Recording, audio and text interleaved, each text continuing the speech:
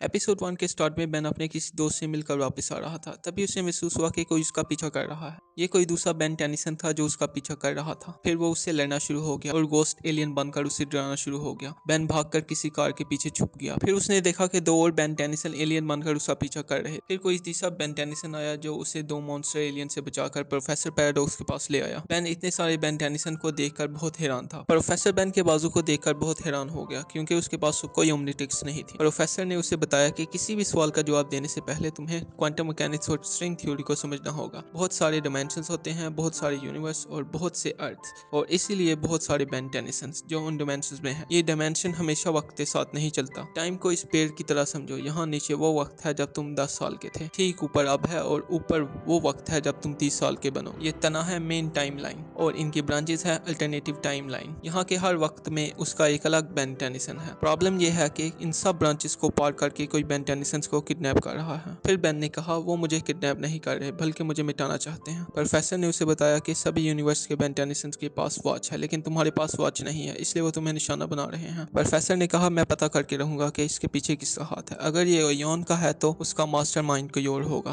फिर वो प्रोफेसर चला जाता है। तभी वहाँ एक बम आता है और उसके बाद वहाँ योन नमूदार होता है और असली बेन को मारने की कोशिश शुरू हो जाता है। बेन बचकर भाग जाता है लेकिन वहाँ विल गेट्स आ जाता है। बेन उससे पूछता है कि क्या तुम भी मेरी तरह एक बेन टेनिसन हो। विल गेट्स हंसकर उसे बताता है कि 10 साल से मैं ओमनीट्रिक्स पहने गुंडों की एक फौज तैयार कर रहा था ताकि यूनिवर्स पे राज कर सकूं, और इयोन सिर्फ मल्टीवर्स से टेनिसन्स इकट्ठा करने में मेरा साथ दे रहा है। मैं हर ओमनीट्रिक्स को कंट्रोल कर सकता हूँ। बेन कहता है कि तुम मुझसे क्या चाहते हो, मेरे पास तो ओमनीट्रिक्स भी नहीं है। विल गेट्स कहता है कि तुम्हारा टाइमलाइन ही सिर्फ ऐसा है जिसमें कोई ओमनीट्रिक्स नहीं, जिसकी वजह से ये अनप्रेडिक्टेबल वाइल्ड कार्ड बन गया है और मेरे फ्यूचर में किसी भी वाइल्ड कार्ड की जगह नहीं है। इसके बाद वो सभी टेनिसन बेन पर हमला करने आते हैं। तभी वहाँ पर प्रोफेसर पैराडॉक्स बहुत से अच्छे टेनिसन्स के साथ नमूदार होते हैं। उन सबकी फाइट शुरू हो जाती है। इयोन विल गेट्स को कहता है कि तुम सिर्फ खड़े रहोगे या लड़ाई में हिस्सा भी लोगे। विल गेट्स कहता है कि मैं जो चाहूंगा वो करूंगा और तुम मुझे रोकने की हालत में नहीं हो। इसके बाद वो बम मशीन लाता है और बताता है कि ये बम बेन के करंट टाइमलाइन के अलावा सभी बेन को खत्म कर देगा। इयोन कहता है कि लेकिन मैं तो इस टाइमलाइन से नहीं हूँ, मेरे साथ क्या होगा। विल गेट्स हंसते हुए से कहता है कि तुम्हारी इतनी मदद का शुक्रिया। इसके बाद वो करंट टाइमलाइन के बेन के सिवा सभी टाइमलाइंस के बेन को खत्म कर देता है। साथ ही दूसरे बेन से असली बेन को ओमनीट्रिक्स भी मिल जाती है। फिर विल गेट्स बेन के पास आकर कहता है कि अब तुम अकलौते बेन बचे हो और मुझे तुमसे कोई खतरा नहीं, लेकिन मैं फिर भी तुम्हें खत्म करूंगा। फिर प्रोफेसर पैराडॉक्स बेन को अपने साथ ले जाता है। प्रोफेसर उसे कहता है कि मत पूछना कि हम कहाँ हैं, क्योंकि ये कोई जगह नहीं है। अगर तुम वक्त और स्पेस को एक पेड़ समझो तो हम एक पत्ते पर हैं जो पेड़ से गिर चुका है और अब कोई पेड़ नहीं बचा। विल गेट्स ने सभी को काट और तुम आखिरी बेन टेनिसन बचे हो। बेन कहता है अब हमें क्या करना होगा। प्रोफेसर कहता है हम वहाँ वापस जाएंगे जहाँ से शुरू हुआ था, बिल्कुल शुरुआत में। एपिसोड 2 के स्टार्ट में बेन और प्रोफेसर पैराडॉक्स विल गेट्स की स्पेसशिप में आ जाते हैं। प्रोफेसर पैराडॉक्स बेन को बताता है कि हम बेन प्राइम की टाइमलाइन के करीब पहुंच रहे हैं, यानी उस बेन टेनिसन ट्री के पास जहां से बाकी सारी बेन रियलिटीज फैलती हैं। तुम्हारा काम प्राइम बेन को उसकी ओमनीट्रिक्स पहुंचाना है। फिर बेन ग्रे मैटर एलियन बन जाता है और तारों की चेंजिंग करके ओमनीट्रिक्स की डायरेक्शन विल गेट्स की तरफ से चेंज करके बेन प्राइम की तरफ कर देता है। इसके बाद ओमनीट्रिक्स लैंड करती है और प्राइम बेन उसे पहन लेता है। पैराडॉक्स बेन को बताता है कि तुम प्राइम बेन को रिबूट करने में तो कामयाब हो गए हो, साथ ही विल गेट्स और